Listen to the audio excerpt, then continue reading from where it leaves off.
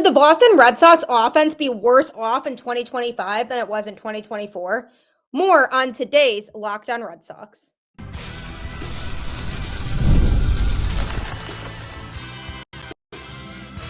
You are Locked On Red Sox, your daily Boston Red Sox podcast. Part of the Locked On Podcast Network, your team every day. Hello and welcome to Locked On Red Sox, your daily Boston Red Sox podcast, part of the Locked On Podcast Network, your team every day. I'm your host, Gabby Hurlbut, Maljanian, former ESPN social media associate, and also currently the host of the Boston Balling podcast as well. And I am here to bring you the latest in all things Boston Red Sox, Monday through Friday, straight to your favorite podcast feed. And the best part is it's completely free. So you have nothing to lose but to tune in, because Locked On truly is your team every day. Super Bowl 59 is here, and there's no better way to make every play more exciting than with FanDuel Sportsbook. New customers can bet just $5, and if you win, you'll score $200 in bonus bets. Download the app or head to FanDuel.com to get started. Happy Tuesday. Welcome to the show, and happy belated Truck Day. Yesterday was Truck Day for the Red Sox. So basically that is the day where the Red Sox equipment truck with all of the baseball supplies starts making its way to JetBlue Park in Fort Myers for spring training. It's kind of the symbolization of the unofficial start of spring training. Pitchers and catchers do report on February 12th, so we are right around the corner from having some Red Sox baseball back. I know I plan on being down at spring training for a little bit, hopefully getting some good, exciting interviews for you from players, coaches about what the vibes are looking like heading into the 2025 season. And we've talked a lot about what the Red Sox have done to make their team better for 2025, and also what still needs to be done to make their team more competitive. So on today's show, I'm going to be talking about some early projections that were released about the Red Sox playoff chances and where they could finish in their division,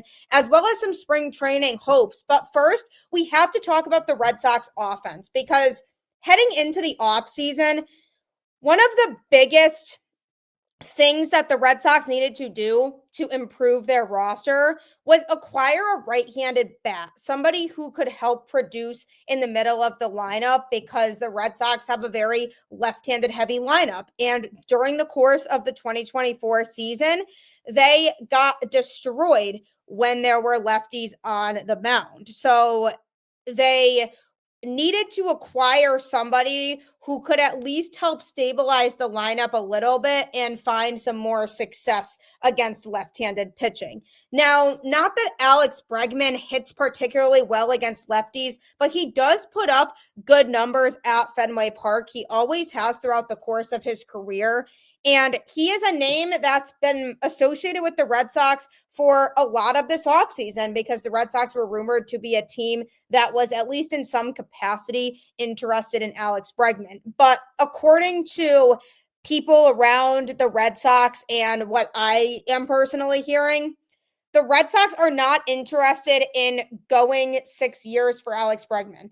They only will potentially sign him if it's a team-friendly deal. They ideally want to go just 3 or 4 years with an opt-out as an option after either the first or second year. And the reason for that is because they do have a lot of young talent that they believe can be stars moving forward. So in terms of the Red Sox interest, they do have some interest in Bregman, but it's not as much as you might think. And Sam Kennedy was asked about the Alex Bregman situation yesterday, and he said, I'm not allowed to talk about any specific free agent negotiations or anything, but given that he's unsigned, I think that speaks for itself.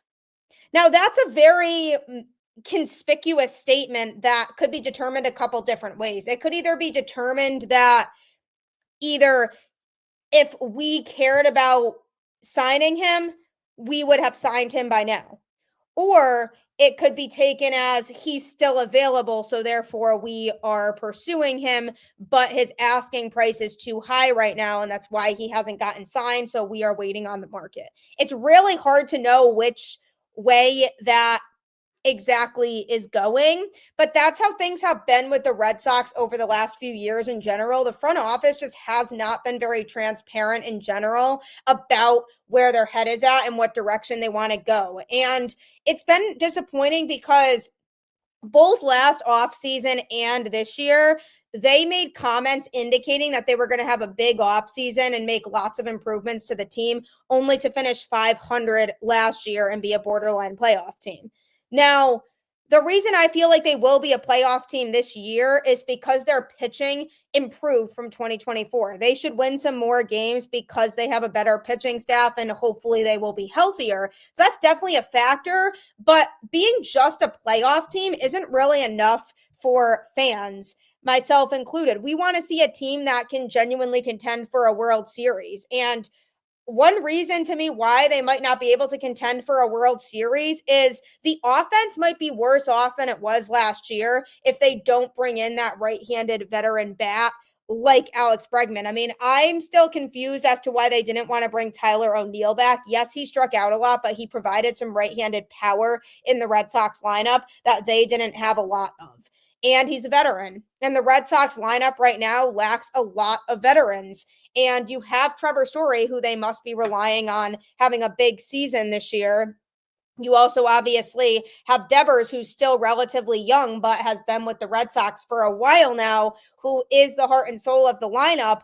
But it's a very young lineup other than that. And if you don't bring in a veteran right-handed bat, you are looking at putting a lot of unnecessary pressure on the young guys like Duran, Casas, Abreu, and Rafaela to step up and really perform this year when guys like Abreu and Casas and Rafaela don't have much time at all in Major League Baseball under their belts, especially because Casas was injured for most of the season last year. He didn't get that full second season. And with the other two, obviously just have their rookie years under their belts. So that's putting a lot of pressure on them to have to really step up and perform when they're still growing into their identity as baseball players.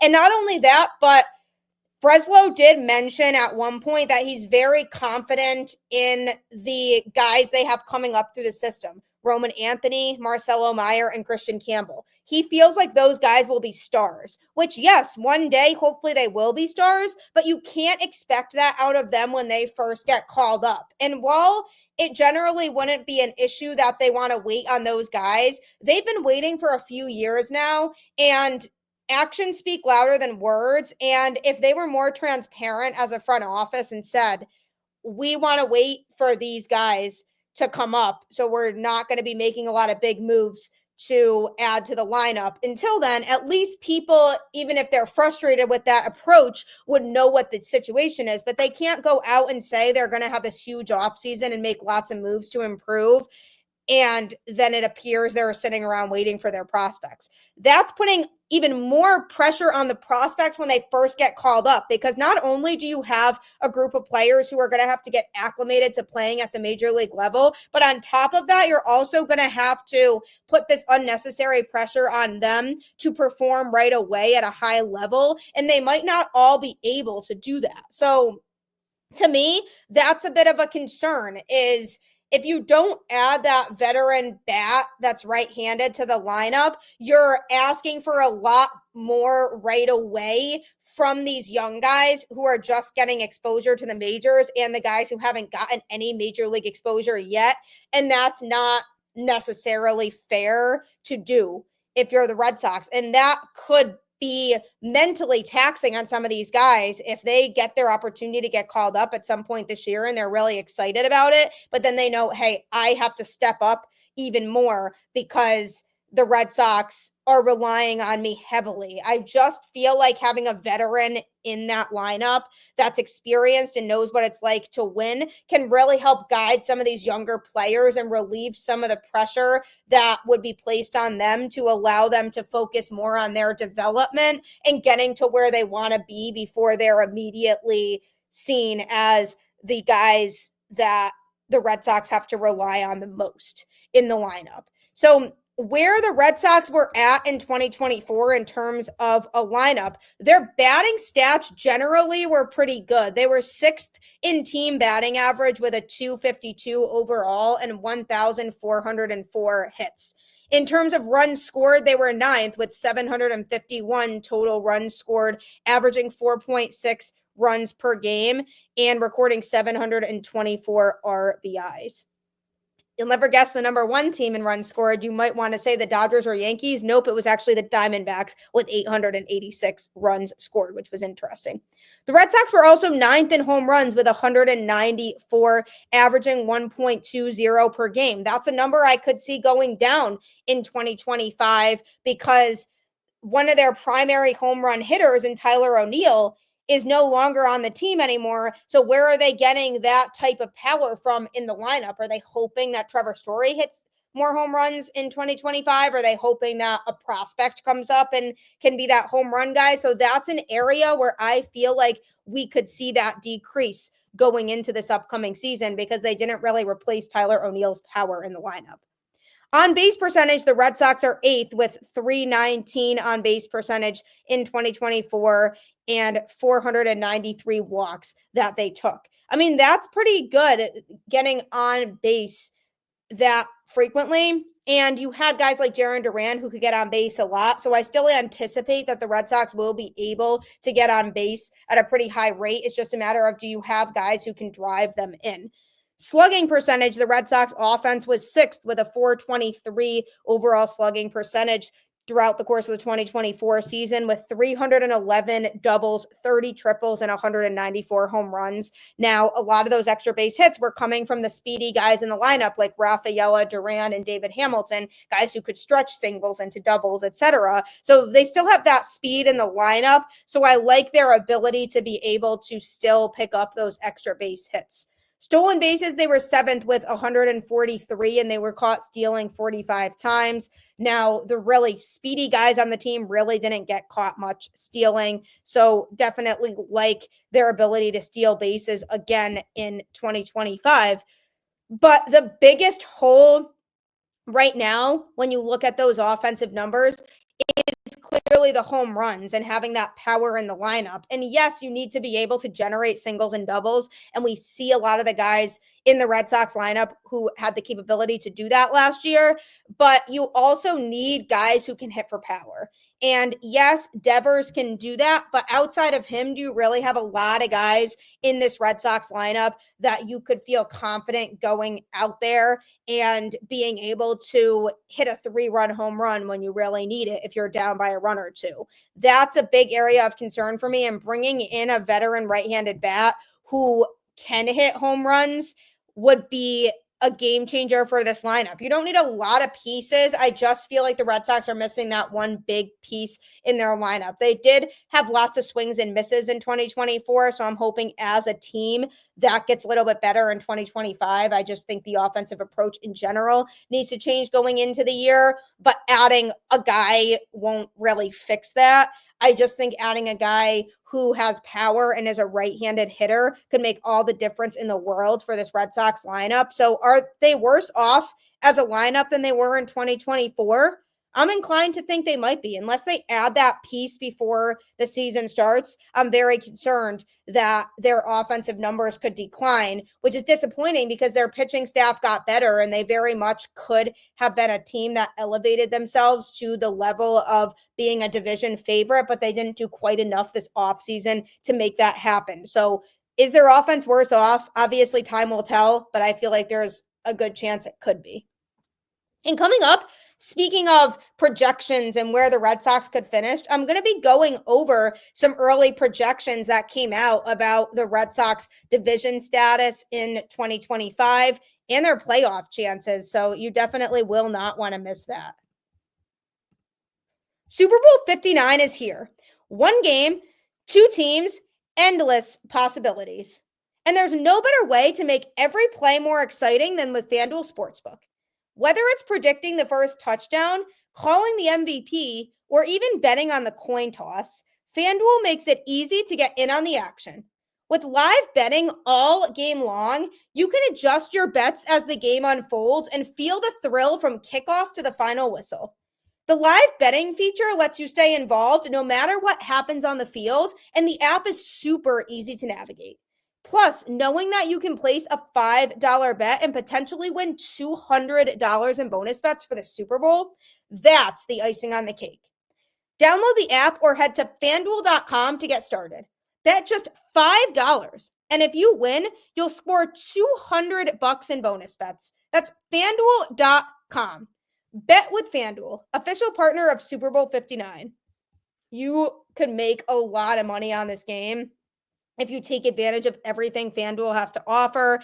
I personally love seeing all the different parlays that come with this game. How many touchdowns will be scored? What's the over-under? How many passing touchdowns for Patrick Mahomes? All of that is in there if you take advantage of what this app has to offer. And I've seen it change people's lives more often than not. So don't waste another day. If you want to win some money, which who wouldn't? It takes 2 seconds to download the app and sign up, and I promise you, your life could be forever changed.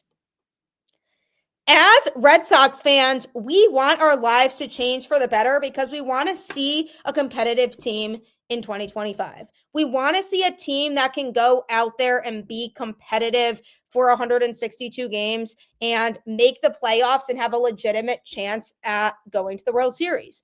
Now, in order to do that, they still have a couple holes that need to be filled. Most obviously, a right-handed power bat, which we still have yet to see them take any steps towards acquiring. And I also feel like they could use another high leverage reliever so that they're not putting stress and pressure on guys like Liam Hendriks to perform in the closing role when they should be going and trying to acquire a guy who can close games. So there are still a couple things the Red Sox need to do in order to make them better heading into 2025. And I'm not saying they won't do that because there certainly is still time. Just remember a few years ago when they signed Trevor Story, how late that was. That was really close to spring training when they did sign him. So there's definitely still time to make moves. But assuming the Red Sox don't make moves, say they go into the season with this roster that they have, where are they projected to finish? Now, Baseball Prospectus, which basically ranks teams and takes into consideration their rosters and the talent level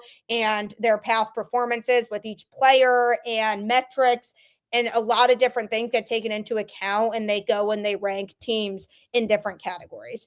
So where did they rank the Boston Red Sox?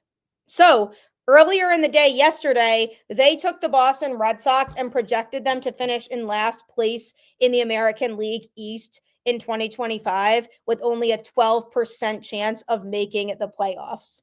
Their predicted record stands at 77 wins and 84 losses, which is markedly below their management's stated goal of 90 to 95 wins. The pessimistic forecast reflects ongoing struggles, including a stagnant roster and an underwhelming $171 million payroll. Sam Kennedy has pledged multiple times to enhance the team's competitiveness, but the Red Sox front office has yet to deliver on those commitments fully. This disappointing outlook underscores a troubling trend for the organization right now, which has seen 3 last place finishes in 5 years.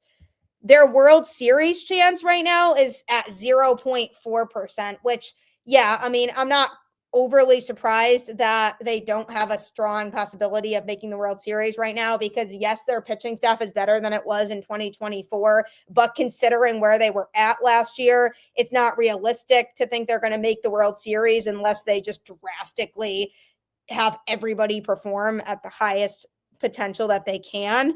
And that 77 wins is very disappointing because then they will have taken a step back again because they finished with 78 wins and last place in their division in 2023. Then in 2024, they improved on that a little bit by finishing middle of the pack right at 500. If they go into 2025 and they end up losing more games than they did in 2024, that's going to be seriously disappointing for a franchise that promised its fan base more wins in 2025 and a team that can win the division because they came right out and said when the offseason started, our goal is to win the American League East. and their actions have not been up to par with a team that wants to win the American League East. Because if you finish at 500 and you're in a competitive division and you miss the playoffs, you want to be more aggressive in order to be a team that could win your division. You don't just hang around, make a couple moves to improve the team, and then bank on other things going right. You take the sure thing, and sometimes you have to get uncomfortable by doing that and maybe overpay a little bit for a player or go out there and just be aggressive and make moves that are statement moves. And yes, they made a statement move by acquiring Garrett Crochet. That was a good move. Nobody's denying that. And I also think signing Walker Buehler is a little bit of an underestimated move that people aren't talking about a lot. But generally, the Red Sox still have underwhelmed this offseason compared to the promises that they made early on. And banking on the lineup to go out there and produce regularly when you have a guy in Trevor Story who missed most of the season last year. Same thing with Triston Casas. You have a guy in Yoshida who has shown a lot of inconsistency over the course of his time in Boston. You have Devers, who is playing through an injury in 2024, so you have to hope he turns it around in 2025 and puts a little bit more competitive numbers up. And no disrespect at all to Devers. He still had a good season in 2024, despite the fact that he was trying to play through an injury. And I just love his ability to fight through. It's more everybody else. There's lots of pressure on guys like Story to step in and perform well in the lineup in 2025. And I just feel like there's a lot of question marks and tentatives. And that's the same way that the Red Sox have gone into the last few seasons, with lots of question marks and lots of guys who may or may not be able to contribute. And that's a little bit of a concern to me for sure. Despite the fact, though, that these predictions about where the Red Sox could finish might not be super promising or things that Red Sox fans want to hear, management maintains a commitment supposedly to improving the team, promising some more aggressive moves to be able to continue to bolster this team. And there's been a sense around Red Sox Nation that might not necessarily be true and that they are done adding this offseason, because it almost comes across like they tried to acquire Soto by offering him some money. Same with Max Fried, offered him some money, knowing that they likely wouldn't land those guys because they still kind of lowballed them a little bit compared to what they were offered by the teams that those guys went to. And I'm not saying Soto's contract wasn't completely ridiculous, because it is, but it almost feels like they went through the motions there to shut up the fans and say, see, look, we're not afraid to spend, but still came up short to the point where they wouldn't have to actually spend that kind of money on those players. And that lasted for about a month or so. And then they go and they trade for Garrett Crochet to try to make a statement like, okay, we just acquired an ace caliber pitcher that can be on our team for a long time. Great. Now what? How are you going to continue to improve? So it's almost like they stopped after they made those moves because they feel like they did enough just to make the fans not talk about them not putting in effort anymore.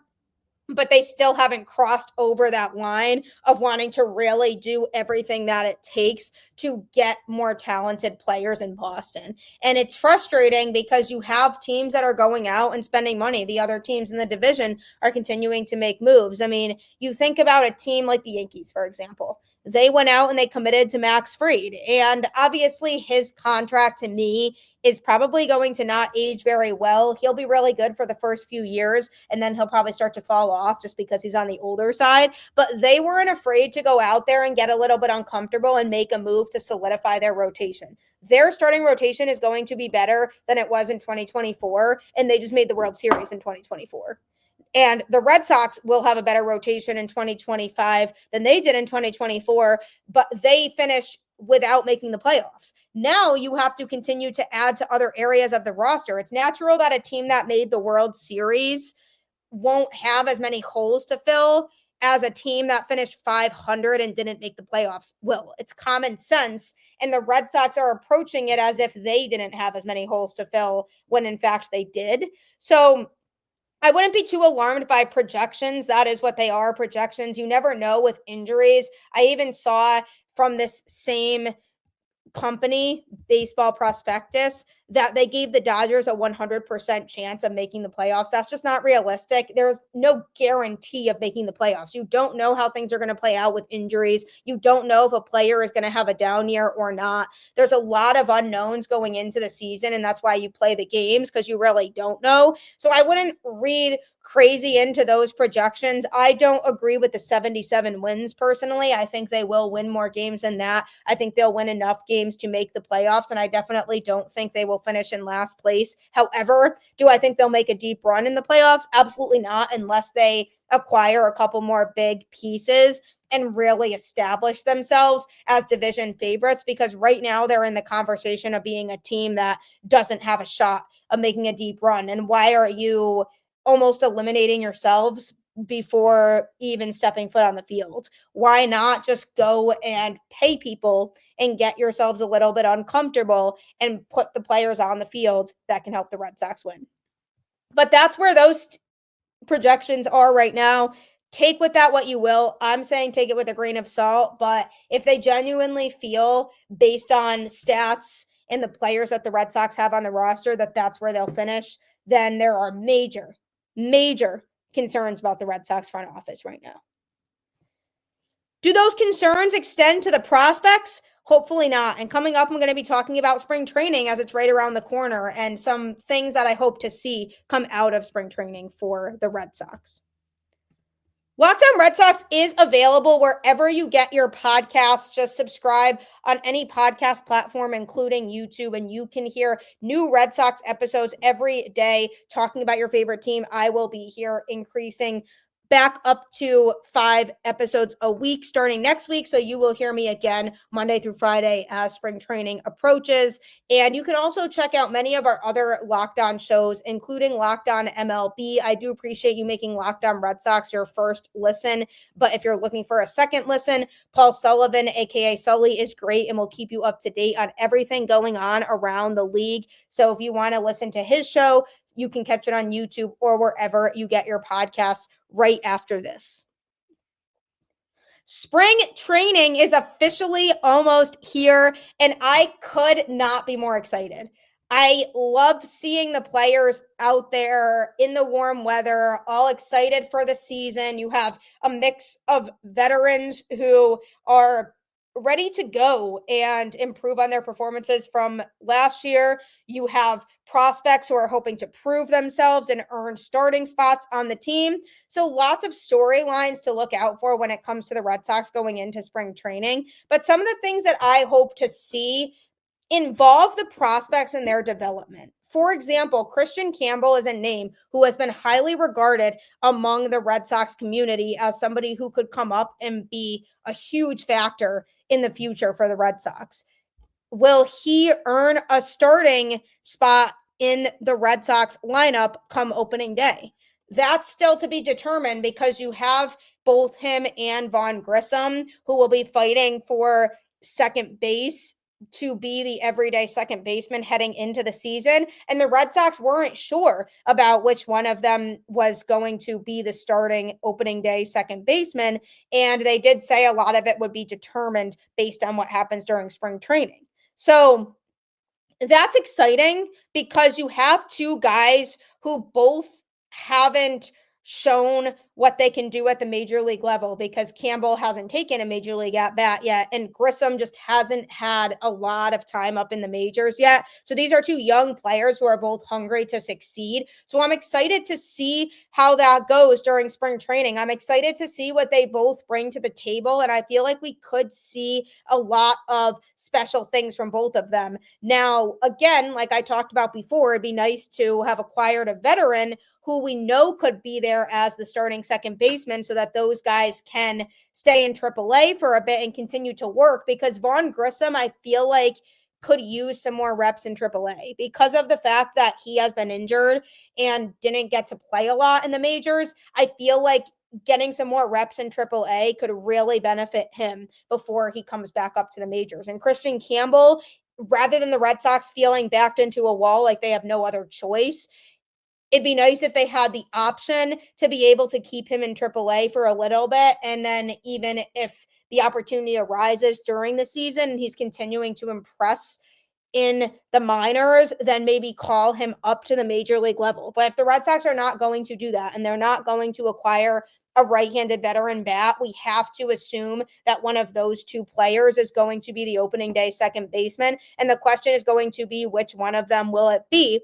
And I think they both have potential. They both have lots of qualities that they could bring to the table in terms of their young ability to be able to go out there and be versatile and provide a lot of value. So that's one thing I'm looking forward to seeing in spring training is how do those two guys look throughout the course of that month down in Fort Myers? Do they look like they could be ready to contribute at the major league level come opening day? Another player you could say that same thing about is Roman Anthony. Where is he at? I have a feeling he's going to start the season in AAA. The Red Sox outfield situation is still very crowded, so they definitely need to figure out what that situation is going to look like. But is Roman Anthony somebody who they see being an opening day contributor, and how does he stack up with the rest of the Red Sox very talented outfield? Because the outfield right now is one of the Red Sox best positions. They don't really have a problem with lack of talent in that regard. So I'm curious to see if Anthony stacks up to that, and